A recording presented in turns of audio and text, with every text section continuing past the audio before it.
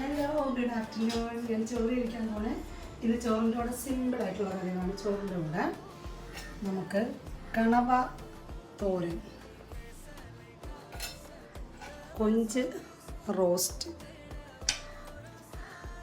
പിന്നെ പയറ്,